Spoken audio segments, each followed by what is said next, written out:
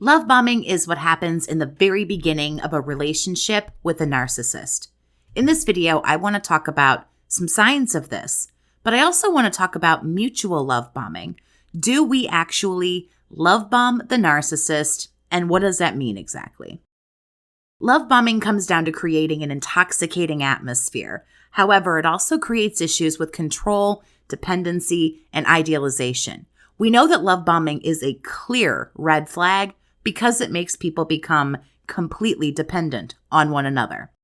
So here are some signs of love bombing. Keep in mind, not all of these may have happened in your relationship or your dealings with someone who is highly toxic and highly narcissistic. Number 1, this person wants all of your time. To build up and successfully love bomb someone, this person needs to have all of your time and attention. They will probably text and call constantly, blow you up on social media, want to see you all the time. Another glaring red flag is if they react badly when you refuse to see them all the time and you refuse to give them all your time and attention. Number 2, words. It's quite common that narcissists and toxic people will do something as simple as tell you everything that you have always wanted to hear. Constant compliments, how much they can offer you, what they want to give you in the future. They can and often do refer to things like soulmate and twin flame. They might even swoop in with over-the-top gestures, fancy trips, vacations, long, lengthy romantic love letters or texts, and so on. Number 3, the push. Narcissists often push for things very early on in the relationship. Sex, throwing the L word around, moving in together, even bringing up marriage quickly in a lot of cases. It's usually rolled up into a term known as future faking. A lot of things are offered or promised to us to make us feel as if things are going in a very excellent and very long-term direction with this person when, in fact, once the narcissist gets what they want, it is all going to change very quickly, as we full know, as devaluing is going to begin. Number 4, the expectation. Narcissists love bomb to build us up before they tear us down in the devaluing phase of the relationship. However, narcissists never do anything, not one damn thing, without wanting something back. It is not in the nature of somebody highly narcissistic and probably having the narcissistic personality disorder. Highly unlikely they're going to do anything if there is no reward in sight. And the reward is you love bombing them back, you chasing them, praising them, putting them up on a pedestal, which is what happens a lot. We do place this person on a pedestal. We even love bomb them back, which is what I want to talk about here in just a second. In fact, this is where the trouble starts because once we begin to idealize this person, they can do no wrong. They do go up on that pedestal, even when they begin to behave inappropriately and devaluing is upon us. If you'd like to talk with a survivor and get some help and support for what you're going through, you can set up appointments to chat by emailing me at BookAChatWithJess@gmail.com. So, do we actually love bomb a narcissist? Something really interesting that I've learned in all of my research over the last 3 or 4 years is not all love bombing is calculated. Not all love bombing is actually meant to consume someone and get them hooked so desperately on another person. Essentially, not all love bombing is done with malicious intent.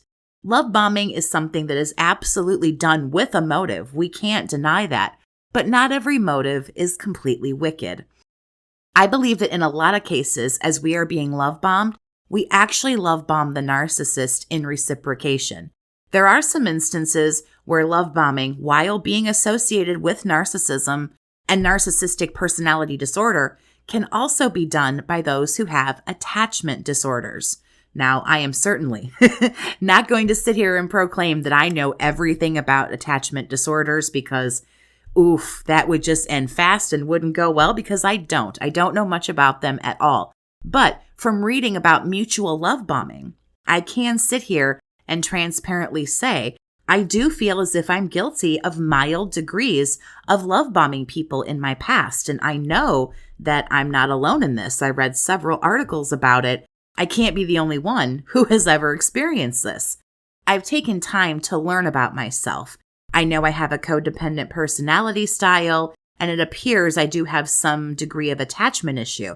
So I believe a lot of people who are victims of narcissistic abuse have mutually love-bombed a narcissist.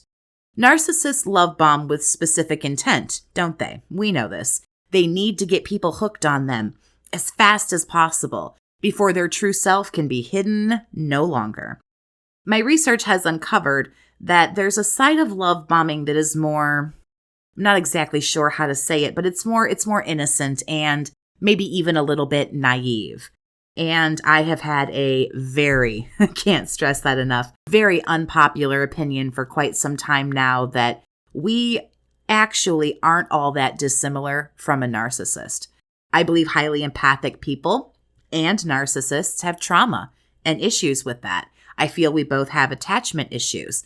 To me, the main difference between a highly empathic, possibly codependent person and someone highly narcissistic is people who are highly empathic have good intentions. We aren't willing to stoop as low as a narcissist is to get our needs met. We all have needs, right? That's a very human, very normal thing. We're just not willing to do what a narcissist is willing to do in such a calculated manner in order to get those needs met. All people have narc tendencies, can't stress that enough. Not everyone has the full-blown personality disorder, but we all have narky tendencies. Again, normal. I feel a lot of people who have been through trauma and perhaps have abandonment and attachment issues, I believe you can just kind of, I don't want to say lump them together, but I believe people who have suffered from those things, I think they love bomb. Just the intentions are a little bit different. It seems as if it's not solely something that narcissistic people do.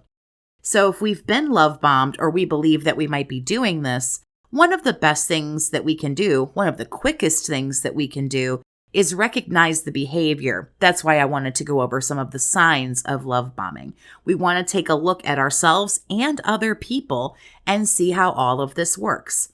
Sometimes we don't even know what a healthy relationship looks like, which I think is also something really worth looking into. When all we've had are toxic relationships, or if we've had a toxic, unhealthy upbringing, we just might not even know what something healthy looks like. We need to know what love bombing looks like. Is this something we do? What does something healthy look like? Those are great moves that we can all make as we heal and move forward from these relationships. Whether our intentions are more simple and naive or just cold and calculating, love bombing, either way you slice it, is very, very unhealthy. Most highly narcissistic people have no intention of changing. It is not in their curriculum. They're not going to do this. But who we can change and work on is ourselves. You can learn what to spot as far as love bombing and narcissistic relationships go. Some of those things I just touched on. We can absolutely do those things to make sure we're not love bombing, that we're working on attachment issues, if we even do have those, and what exactly is it that's happening as we move forward. Tell me how you were love bombed down in the comments if you feel comfortable enough to share that.